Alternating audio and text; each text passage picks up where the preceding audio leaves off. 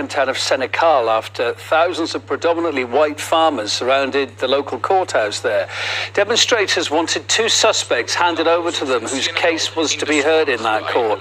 The two black men stand accused of brutally murdering a white farmer.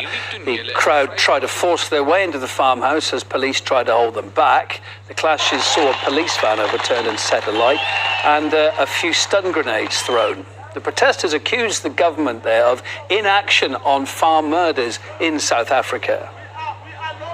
I think people are moving together, trying to make a statement to government to show that we will not take this anymore. I think we've reached a point of no return, and if government doesn't come to the party, we won't take this anymore. You feel alone, you feel isolated, you feel that you might be the next target, you feel that nobody cares. It's not just about the farmers. We all are affected by this. It creates a scenario where violence becomes the norm of the day. The backdrop to this story, it's been brewing for a while, but this particular one all came to a head following the grisly murder of 21-year-old farm manager Brendan Horner last Friday. Two cattle thieves have been detained in connection with the case. Now, they're suspected of torturing and then stabbing the man to death. As I say, it's just the latest in a string of similar attacks.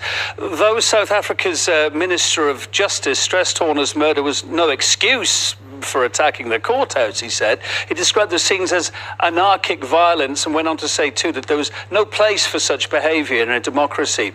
Jess de Klerk from the farmer activist group Senegal Safety Association told us the government's been turning a blind eye to attacks on farmers.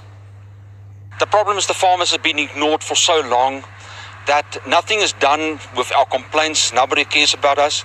Our president denies that farm murders exist, that it's a problem. It's not just a murder. It's a guy that's being tortured. It's people being raped. We've got, I would nearly say, weekly stock theft occurrences, and it's a huge problem for us, and it does not get investigated properly. And when I talk about farmers and boere, it does not mean white people. It is white and black people. There's every groups of people that is farmers and they're proud to be farmers. We all have the same criminals targeting us. There was a black farmer just out of Senegal murdered on a small plot last year. We've got a huge problem on the rural area. We don't have the police close to us. We are vulnerable for where we are living. Our judicial system is totally too slow in dealing with the problem. So people that's got court cases going back 2-3 years doesn't get resolved.